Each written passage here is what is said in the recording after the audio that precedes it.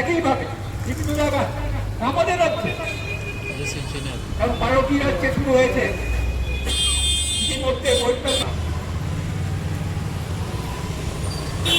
পশ্চিমবঙ্গে প্রায় 65 লক্ষ ভোটারের নাম বাতিল করা হবে। ত্রিপুরা পিপলস পার্টি এবং গণমঞ্চ যৌথভাবে বিজেপির সাম্প্রদায়িক ফেসিবাদী নীতি, এসআইআর এবং তার শ্রমকূট যে চালু করেছে সেই শ্রমকূট বাতিলের দাবিতে রবীন্দ্র ভবনের সামনে আমরা গণ অবস্থানে বসেছি। আমাদের আজকের এই গণ অবস্থানের মাধ্যমে আমরা সরকারের কাছে যেমন দাবি রাখছি অবিলম্বে এই সমস্ত জনবিরোধী আইনগুলো বাতিল করতে হবে, এসআইআর বাতিল করতে হবে, ফেসিবাদ সমস্ত নীতি পরিত্যাগ করতে হবে। পাশাপাশি এই রাজ্যের সমস্ত গণতন্ত্রপ্রিয় যে নাগরিক তাদের কাছে আমরা আহ্বান রাখছি, আপনারা সবাই এগিয়ে আসুন, আমরা একসাথে সম্মিলিতভাবে এই শাসক বিজেপির যে জনবিরোধী নীতিগুলি রয়েছে তার বিরুদ্ধে গণ আন্দোলন সংগঠিত করব এবং তার সরকারকে বাধ্য করব যাতে সমস্ত জনবিরোধী নীতিগুলো যাতে অবিলম্বে বাতিল করা হয়।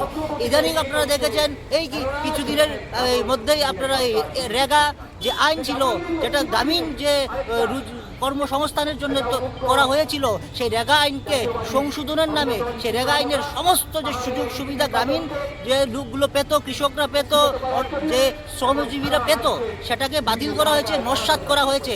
আমরা এই রেগার আইন পরিবর্তনেরও বিরোধিতা করছি আজকের এই গণ অবস্থানের মাধ্যমে।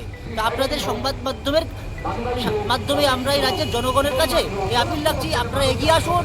আজকে দেশ এক ভয়াবহ সংকটের মধ্যে দিয়ে যাচ্ছে এবং এই সংকট থেকে যদি উত্তরণ করতে হয় আমাদের সকলের রাস্তায় নেমে গণতান্ত্রিক আন্দোলন ছাড়া আর কোনো উপায় নেই। আমরা গণতান্ত্রিক আন্দোলনের মাধ্যমে এই ফ্যাসিবাদী নীতিকে উৎখাত করতে পারবো এবং দেশে গণতান্ত্রিক এবং ধর্মনিরপেক্ষ আমরা শাসন ব্যবস্থা কায়েম করতে পারবো।